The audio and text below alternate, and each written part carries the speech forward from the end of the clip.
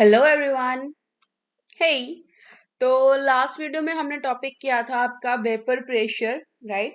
कि अगर liquid solution है आपका, यानी लिक्विड के अंदर आपका सॉलिड, लिक्विड या फिर गैस जो है वो हम डिसॉल्व कर देते हैं, तो उसके वेपर प्रेशर पर क्या इफेक्ट पड़ता है। और हमने वेपर प्रेशर की डेफिनेशन देखी थी, रोल्स लॉ का फॉर्मूला देखा था एंड हमने हेनरी लॉ देखा था, राइट? अगर आपने टॉपिक मिस किया है तो इसी प्लेलिस्ट में आपको वीडियो मिल जाएगी, वहां पे आप चेक कर सकते हो। ठीक है, आज हम करेंगे आपका next topic, right? That is the ideal and non ideal solution. ठीक है, आज हम ये टॉपिक करेंगे आपका कि आइडियल सॉल्यूशंस क्या होते हैं एंड नॉन आइडियल सॉल्यूशन क्या होते हैं एंड डेविएशन क्या होती है, राइट? तो ये सब चीजें हम आज के टॉपिक में कवर करेंगे। So let's start. So liquid solution can be classified into ideal and non-ideal solution. जो आपके liquid solution होते हैं उन्हें आप ideal और non-ideal में ideal solutions and non-ideal solutions में जो है हम उसको क्लासिफाई कर सकते हैं on the basis of roles law. Raoult's law के हिसाब से जो है हमने ideal and non ideal solutions में क्लासिफाई कर सकते हैं। ठीक है, पहले हम देखते हैं कि आपके आइडियल सॉल्यूशन कौन से होते हैं। ठीक है, द सॉल्यूशंस विच ओबे roles law.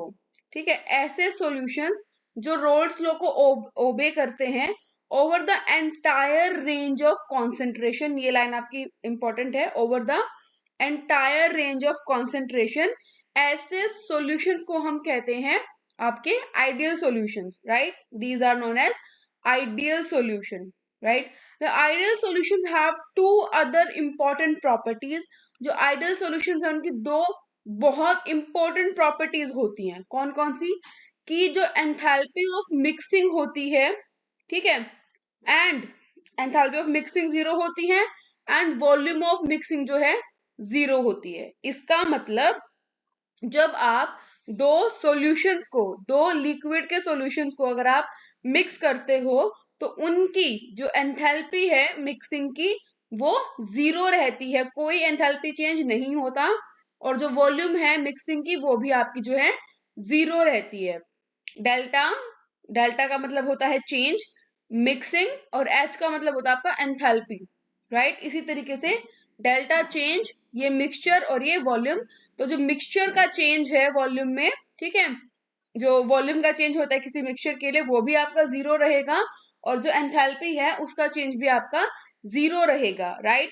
It means that no heat is absorbed और evolve when components are mixed, right? जब भी दो लिक्विड कंपोनेंट्स आपके मिक्स होंगे, ठीक है, तो कोई हीट इवॉल्व नहीं होगी और कोई हीट एब्सॉर्ब नहीं होगी, right? Also the volume of solution would be equal to the sum of volume of two component, right? यानी फॉर एग्जाम्पल आपने जो है, मैंने कहा कि मैंने 2 लीटर जो है आपका सोल्यूशन ए लिया, कंपोनेंट ए, 2 लीटर मैंने कंपोनेंट बी लिया। ठीक है, तो जो आपका ए प्लस बी का मिक्सचर बनेगा उसकी जो वॉल्यूम होगी वो कितनी होनी चाहिए? That would be 4 litre. अगर वो 4 लीटर है तो ये जो आपका कॉम्पोजिशन है, जो सोल्यूशन बना है, वो सोल्यूशन आपका होगा आइडियल सॉल्यूशन। ठीक है, और अगर ऐसा नहीं होता then it would be non ideal solution, right? उसके बाद हम आगे देखते हैं, at molecular level ideal behavior of the solutions can be explained by considering two component A and B। molecular level पे आप बहुत सिंपल तरीके से इस चीज को जो है एक्सप्लेन कर सकते हो, राइट? इन प्योर कॉम्पोनेंट, जो आपके प्योर कॉम्पोनेंट्स होते हैं, ठीक है, जो इंटरमोलिकुलर अट्रैक्टिव इंटरेक्शन होती है, ठीक है, इंटरमोलिकुलर अट्रैक्टिव इंटरेक्शन क्या होती है कि आपके दो मॉलिक्यूल्स हैं, ठीक है, अगर आपका ए कंपोनेंट है तो उस प्योर कंपोनेंट में ए के बीच में आपकी इंटरेक्टिव होगी, ठीक है, इंटरेक्शंस होंगे, और बी के मॉलिक्यूल्स के बीच होंगे। लेकिन अगर आप बाइनरी सॉल्यूशंस की बात करते हो, बाइनरी सॉल्यूशन कौन से होते हैं? ऐसे सॉल्यूशन जो कि दो कंपोनेंट से मिलकर बनते हैं, ठीक है। तो आपके बाइनरी सॉल्यूशन के अंदर दो इंटरेक्शन आपको मिलती है, ठीक है, एक तो हो गई ए और बी टाइप की, ठीक है, और एक होती है आपकी ए बी टाइप की, ये दो टाइप की इंटरेक्शन जो है आपको मिलती है। इतना क्लियर हुआ? A perfectly ideal solution is rare. जो एक परफेक्टली आइडियल सॉल्यूशन होता है वो रेयर होता है, ठीक है। But some solutions are nearly ideal in behaviour. लेकिन कुछ सॉल्यूशंस ऐसे हैं जो नियरली आइडियल होते हैं, right. For example solution of n hexane and n heptane. अगर आप एन हेक्सेन का जो नॉर्मल हेक्सेन होता है और नॉर्मल हेप्टेन होता है, उसका जो सॉल्यूशन बनाओगे वो नियरली आइडियल होता है, ठीक है। ब्रोमोइथेन एंड क्लोरोइथेन का सॉल्यूशन आइडियल होता है, नियरली आइडियल। बेंजीन और टोलुइन का, ठीक है। तो ये तीन एग्जांपल्स हैं जो आपको याद करने हैं, hexane, heptane, bromoethane, chloroethane, benzene and toluene, ठीक है। अब ये तो हो गए हमारे आइडियल सॉल्यूशन, ठीक है। वो सॉल्यूशंस जिनकी मिक्सिंग होने पर ना वॉल्यूम का चेंज आता है ना ही एंथैल्पी का चेंज आता है। लेकिन नॉन आइडियल सॉल्यूशन क्या होते हैं, ठीक है। नॉन आइडियल सॉल्यूशन वो होते हैं that does not obey roles law over the entire range of concentration, right. कि जो सॉल्यूशंस आपके रोल्स लॉ को ओबे नहीं करते हैं over entire range of solution, that is known as the non ideal solution, ठीक है। जो वेपर प्रेशर होता है ऐसे सॉल्यूशंस का, vapour pressure of such solution is either higher और lower than predicted by the Raoult's law. Raoult's law के हिसाब से जो प्रेशर आना चाहिए, ठीक है, वो या तो हायर होता है उससे या फिर उससे लोअर होता है, ठीक है। तो ऐसे सॉल्यूशंस जो कि रोल्स लॉ को नहीं ओबे करते, उनको हम कहते हैं नॉन आइडियल सॉल्यूशन, राइट। अगर if it is higher the solution exhibit positive deviation, ठीक है। अगर वो जो आपका प्रेशर है वो हायर है, ठीक है, तो ऐसे सॉल्यूशंस आपके पॉजिटिव डेविएशन शो करते हैं। और अगर वो एक्सपेक्टेड से लोअर है तो वो नेगेटिव डेविएशन शो करते हैं from the Raoult's law, right. The plot of vapour pressure as a function of mole fraction, जो हमने देखा था कि वेपर प्रेशर का जो है मोल फ्रैक्शन के साथ क्या फंक्शन है, क्या रिलेशन है, वो हमने ऑलरेडी लास्ट वीडियो में ग्राफ में चेक किया था, राइट। आई होप यहां तक सभी को क्लियर है। The cause of such deviation, ये जो डेविएशन होती है, राइट, कि रोल्स लो जो आइडियल बिहेवियर शो करना चाहिए सॉल्यूशंस को, उससे वो डेविएशन एग्जिबिट करते हैं, वो किस वजह से होती है? It lie in the nature of interactions at the molecular level, right. जब मोलिकुलर लेवल पर ये जो इंटरेक्शंस होती हैं, ठीक है, इन इंटरेक्शंस की वजह से ये चेंजेस आते हैं। In case of positive deviation, जब पॉजिटिव डेविएशन होती है, right, A B interactions are weaker than those between A और बी, ठीक है। जो प्योर कंपोनेंट होते हैं, ठीक है, जो मिक्सचर आपका मिक्सचर होता है, जो मिक्सचर के कंपोनेंट्स की इंटरेक्शन है वो वीकर होती है देन प्योर कंपोनेंट, ठीक है। तो उस केस में वो पॉजिटिव डेविएशन शो करता है। पॉजिटिव डेविएशन आपने क्या देखी? पॉजिटिव डेविएशन थी अगर वो हायर एग्जिबिट करे, ठीक है। इसका मतलब अगर कोई सॉल्यूशन आपका पॉजिटिव डेविएशन शो करेगा, ठीक है, तो उसका जो वेपर प्रेशर होगा वो हायर होगा than the pure component, right. जो मिक्सचर है, मिक्सचर का ज्यादा होगा। क्लियर हुआ इतना, राइट। एंड नेक्स्ट क्या है? In this case, the intermolecular attractive force between the solute-solvent molecule are weaker than the solute-solute and solvent-solvent molecules, ठीक है। बहुत सिंपल लैंग्वेज में यही चीज बता रखी है कि जो आपका प्योर कंपोनेंट है ना, उनके जो इंटरेक्टिव फोर्सेस हैं, ठीक है, वो प्योर कंपोनेंट से, सॉरी, आपके मिक्सचर से ज्यादा है। जो प्योर कंपोनेंट है उनके जो है वो मिक्सचर से ज्यादा है, ठीक है। मिक्सचर का आपका जो इंटरेक्टिव फोर्स है वो कंपैरेटिवली कम है, ठीक है। उसके बाद आगे देखते हैं, ठीक है। It means that the in such solution, जो मॉलिक्यूल्स हैं ए या बी के, they will find it easier to escape than in pure state. ठीक है, ए और बी के जो मॉलिक्यूल्स हैं वो ऐसे सॉल्यूशन में बहुत इजीली एस्केप हो जाते हैं, and this will increase the vapour pressure. ठीक है, इससे जो है आपका वेपर प्रेशर जो है वो इंक्रीज हो जाता है, क्योंकि मॉलिक्यूल ज्यादा एस्केप कर जाते हैं। जितने ज्यादा मॉलिक्यूल्स होंगे वो उतनी ज्यादा डेविएशन शो करेंगे, जो हर चीज आप देखोगे थोड़ी ऊपर ऊपर है। ठीक है, अपने नॉर्मल वैल्यू से ऊपर है, और ये आपकी पॉजिटिव डेविएशन यहाँ लिखा भी हुआ है, ए showing the positive deviation from Rolle's law, ठीक है, and B showing the negative deviation, right? Mixtures of ethanol and acetone, ये examples याद रखना। Mixture of ethanol and acetone, ये जो है पॉजिटिव डेविएशन शो करते हैं। ठीक है, इन प्योर इथेनॉल के अंदर मॉलिक्यूल्स आर हाइड्रोजन बॉन्डेड, जो मॉलिक्यूल्स होते हैं वो आपके हाइड्रोजन बॉन्डेड होते हैं।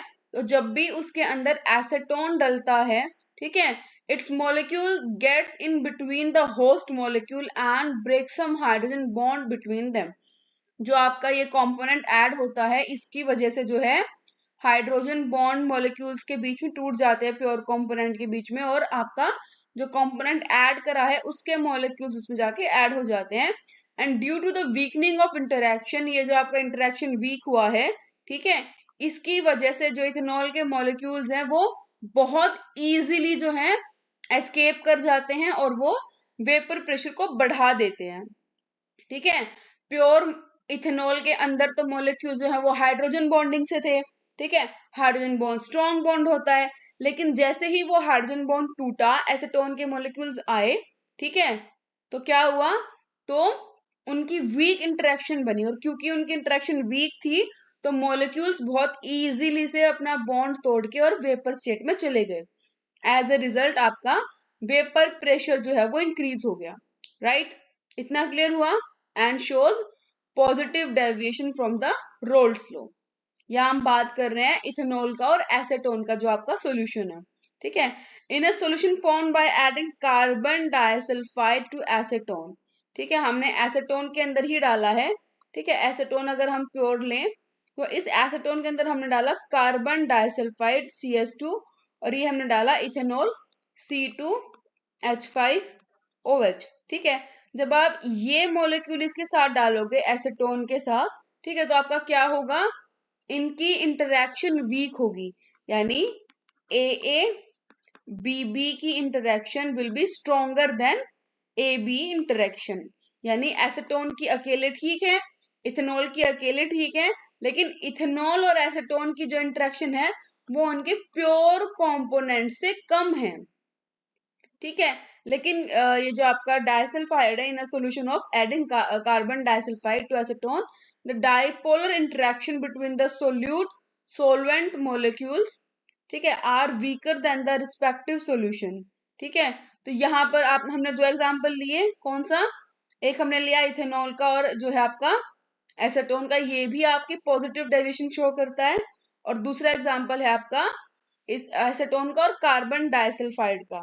ठीक है, इसके केस में भी जो आपके AA की बॉन्डिंग है वो AB की मॉलिक्यूल से बेटर है। ठीक है, ये भी आपकी जो AB का है उससे बेटर है, AA की और BB की। ठीक है, तो ये हमारे पास थे आपके पॉजिटिव डेविएशन के एग्जाम्पल। ठीक है, दो एग्जाम्पल हमने देखे, एसीटोन के अंदर हमने इथेनॉल डाला और एसीटोन के अंदर हमने कार्बन डाइसल्फाइड डाला। राइट, यहां तक आप सभी का टॉपिक क्लियर हो गया? ठीक है, नेक्स्ट पैराग्राफ देखिए एक बार। In case of negative deviation, next में हम करेंगे नेगेटिव डेविएशन कैसे होती है in okay, and in case of the negative deviations, right, जब नेगेटिव डेविएशन होती है रोल्स लॉ से, जो इंटरमोलिकुलर फोर्स होता है, the intermolecular force, right, between AA and BB are weaker than those between AB। Right, तो हमने जो देखा था नेगेटिव पॉजिटिव डेविएशन, ठीक है, पॉजिटिव डेविएशन में क्या था, पॉजिटिव डेविएशन में जो प्योर सब्सटेंस है ना, प्योर सब्सटेंस के फोर्स जो है वो स्ट्रॉन्गर थे, ठीक है। नेगेटिव डेविएशन में क्या होता है, नेगेटिव डेविएशन में जो आपके ये प्योर सब्सटेंस के जो इंटरमोलिकुलर फोर्स है ना, वो वीकर होते हैं देन मिक्सचर, ठीक है। जो मिक्सचर है उसके जो आपके इंटरमोलिकुलर इंटरेक्शन है वो बेटर होते हैं as compare to the pure substance, right. And this led to decrease in the vapour pressure. अब यहाँ पे ये डिक्रीज वाली बात क्यों आई है, अब इंटरमोलिकुलर फोर्स स्ट्रॉन्ग है तो डिक्रीज क्यों हो रहा है, ये समझने की बात है। पूछो क्या, पूछो ना, फिर बताती हूँ। कोई नहीं, मैं बता देती हूँ। होता क्या है, अगर ए बी का फोर्स, मान लो मिक्सचर है, मिक्सचर में दो ही टाइप के तो एटम्स हैं, या तो ए है या बी है, ठीक है। अब ए बी का फोर्स जो है वो बहुत स्ट्रॉन्ग है। अगर ए बी का फोर्स बहुत स्ट्रॉन्ग है, इसका मतलब कितना भी वोलेटाइल आपका सब्सटेंस हो, राइट, कितना भी वोलेटाइल आपका सॉल्यूशन हो, वो वेपर बनने के लिए वो नहीं जाएगा। क्यों नहीं जाएगा, क्योंकि वो बॉन्ड एस्केप ही नहीं कर पाएगा, क्योंकि ए बी का बॉन्ड जो है वो आपका स्ट्रॉन्ग बॉन्ड है, तो इस चीज को तोड़ना मुश्किल है, राइट। इसका मतलब ये बॉन्ड नहीं टूटेगा क्योंकि बहुत स्ट्रॉन्ग है, तो जो आपके मॉलिक्यूल्स है वो एस्केप नहीं कर पाएंगे, राइट।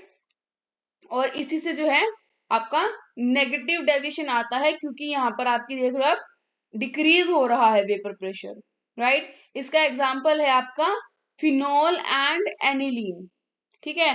जो फिनॉल और एनिलीन होता है वो आपकी नेगेटिव डेविएशन शो करता है। इसका मतलब फिनॉल और एनिलीन के मॉलिक्यूल में जो बॉन्ड बनता है वो फिनॉल के अपने मॉलिक्यूल्स और एनिलीन के अपने मॉलिक्यूल से बेटर होता है, right. In case of intermolecular hydrogen bonding, ठीक है। अब होता क्या है, आपका जो फिनॉल और एनिलीन का केस है, in case the intermolecular hydrogen bonding between the phenolic proton, ठीक है, and the lone pair of nitrogen.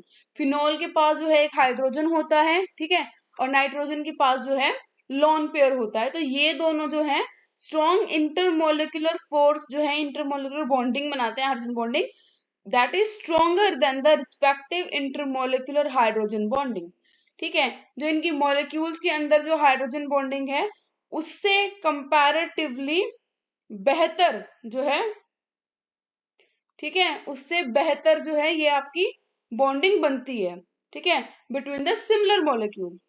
Similarly a mixture of chloroform and acetone, जो क्लोरोफॉर्म और एसीटोन होता है उसका मिक्सचर भी जो है आपको नेगेटिव डेविएशन देता है। समझ लो, नेगेटिव डेविएशन देने का मतलब है कि जो एलिमेंट्स आपके नेगेटिव डेविएशन दे रहे हैं उनकी बॉन्डिंग आपस में स्ट्रॉन्ग है, ठीक है, उनकी जो है बॉन्डिंग वो स्ट्रॉन्ग है, ठीक है।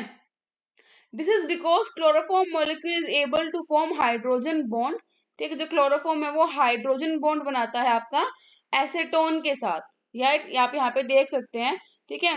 ये जो है आपका क्लोरोफॉर्म का मॉलिक्यूल है, ये आपका एसेटोन का मॉलिक्यूल है। क्लोरोफॉर्म में जो ये एक हाइड्रोजन बच गया और एसेटोन में कार्बोनिल का जो ऑक्सीजन बच गया, इन दोनों के बीच में यहाँ पे आपकी एच बॉन्डिंग होती है, ठीक है। और इसी एच बॉन्डिंग की वजह से जो है इनका जो वेपर प्रेशर है वो कम होता है, क्योंकि बॉन्ड बहुत स्ट्रॉन्ग होता है, राइट। आई होप यहां तक आप लोगों को टॉपिक क्लियर हो गया होगा। This decrease the escaping tendency of the molecules, ठीक है। जो एस्केपिंग टेंडेंसी होती है मॉलिक्यूल्स की वो कम हो जाती है, ठीक है, जिसकी वजह से वेपर्स नहीं बनते, ठीक है। Consequently the vapour pressure decreases resulting in the negative deviation from the Rolle's law, right? I hope यहाँ तक आप सभी को क्लियर हो गया हो। Some liquids on mixing form azeotrophs, ठीक है, ये एक अलग चीज है। कुछ लिक्विड जो हैं वो मिक्स होके एजियोट्रॉप्स बनाते हैं, विच आर बाइनरी मिक्सचर्स, ठीक है, वो बाइनरी मिक्सचर्स है। बाइनरी मिक्सचर का मतलब उनमें दो लिक्विड्स हैं having the same composition in liquid and vapour phase, ठीक है। ये चीज समझो कि इनकी लिक्विड फेज में और वेपर फेज में सेम कॉम्पोजिशन रहती है, ठीक है। And they boil at a constant temperature, और ये कांस्टेंट टेम्परेचर पर बॉयल करती है, ठीक है। In such cases it is not possible to separate components by the fractional distillation, ठीक है। इस केस में जो कंपोनेंट्स है उनको आप फ्रैक्शनल डिस्टिलेशन से जो है अलग अलग नहीं कर सकते हो, ठीक है। दो टाइप के एजियोट्रॉप्स होते हैं, एक होता है आपका मिनिमम बॉइलिंग एजियोट्रॉप और एक होता है आपका मैक्सिमम बॉइलिंग एजियोट्रॉप्स, ठीक है। ये दो टाइप के आपके एजियोट्रॉप सॉल्यूशन होते हैं। मैं दोबारा हाईलाइट कर रही हूँ, एजियोट्रॉप्स कौन से होते हैं? वो सॉल्यूशंस, वो मिक्सचर्स जिनका सेम कॉम्पोजिशन होता है, कहाँ पर? उनके लिक्विड फॉर्म में, ठीक है, सेम कॉम्पोजिशन है उनके लिक्विड में और उनके वेपर फेज में उनका सेम कॉम्पोजिशन है, and they boil at the constant temperature, एक कांस्टेंट टेम्परेचर पर बॉयल करते हैं। दो टाइप के होते हैं, एक मिनिमम बॉइलिंग एजियोट्रॉप्स और एक maximum boiling azeotropes, right. I hope यहां तक क्लियर है। The solutions which show a larger positive deviation from Rolle's law form minimum boiling azeotrops at the specific composition. दोबारा समझो, ठीक है। The solutions which show a large positive deviation. Positive deviation का मतलब है कि जो आपका AB के कंपोनेंट है उसका जो बॉन्ड है वो AA के कंपोनेंट से कम है, राइट। और पॉजिटिव डेविएशन में क्या होता है? पॉजिटिव डेविएशन में आपकी जो वेपर प्रेशर है वो इंक्रीज होता है, ठीक है। तो वो सॉल्यूशंस जो रोल्स लॉ से लार्ज, ये याद रखना, लार्ज पॉजिटिव डेविएशन शो करते हैं उनको मिनिमम बॉइलिंग एजियोट्रॉप्स कहते हैं, एक स्पेसिफिक कॉम्पोजिशन पर, राइट। सो आई होप ये टॉपिक भी आपको क्लियर है। ये वाला जो पॉइंट पढ़ाया मैंने, एजियोट्रॉप्स किसे कहते हैं? Minimum boiling azeotropes. Minimum boiling azeotropes वो एजियोट्रॉप्स होते हैं जिनका जो इंटरमोलिकुलर इंटरेक्शन है मिक्सचर का वो बेटर हो, वो कम होता है, राइट, वो कम होता है, ठीक है। और वो लार्ज पॉजिटिव डेविएशन शो करते हैं रोल्स लॉ से, उनका वेपर प्रेशर भी ज्यादा होता है क्योंकि उनके मिक्सचर में जो इंटरेक्शन है वो कम है as compare to the pure substance, ठीक है। और ये चीज याद रखना कि ये एक स्पेसिफिक कॉम्पोजिशन पर है, हर समय नहीं, ठीक है। अब इन्होंने यहाँ क्या बोला है? That for example ethanol water mixture, जो आपका इथेनॉल का और वाटर का मिक्सचर है जिसको आप शुगर की फर्मेंटेशन से बना सकते हो, ठीक है, वो फ्रैक्शनल डिस्टिलेशन पर एक सॉल्यूशन देता है, ठीक है, जिसके अंदर 95% इथेनॉल होता है बाय वॉल्यूम, ठीक है। एक बार once this composition known as the azeotrope composition has been achieved, the liquid and the vapor will have the same composition और आप इनको अलग अलग नहीं कर सकते हो, ठीक है। यहां तक क्लियर हो गया सभी को? उसके बाद देखो, the solutions that show large negative deviation, जो सॉल्यूशन जो है वो लार्ज नेगेटिव डेविएशन शो करते हैं उन्हें हम कहते हैं maximum boiling azeotrope as at a specific composition, ठीक है। और ये लार्ज नेगेटिव डेविएशन शो करते हैं, इसका मतलब इनका जो वेपर प्रेशर होता है वो इनके प्योर सब्सटेंस से ज्यादा होता है। मिक्सचर का जो आपका होता है ना, मिक्सचर का जो वेपर प्रेशर है वो आपका कम रहेगा क्योंकि जो आपके मॉलिक्यूल्स हैं वो एस्केप नहीं कर पाएंगे, right. Nitric acid and water is an example of this class of azeotrope. जो आपका नाइट्रिक एसिड है, नाइट्रिक एसिड है और वाटर है, ये जो मिक्सचर है ये आपका मैक्सिमम बॉइलिंग एजियोट्रॉप बनाते हैं, ठीक है। This azeotrope has approximate composition of 68% nitric acid, 32% water by mass and the boiling point is 393.5 kelvin. कभी भी आप केमिस्ट्री में देखोगे तो आपको जो यूनिट्स मिलेंगी वो केल्विन में मिलेंगी टेम्परेचर की, राइट। तो यहाँ पे हमारा टॉपिक जो है आपका ideal solution, non ideal solution, ठीक है, azeotropes and deviation from the ideal solution, positive and negative deviation जो भी है, यहाँ तक आपकी क्लियर हो जाती है, यहाँ तक आपकी खत्म हो जाती है।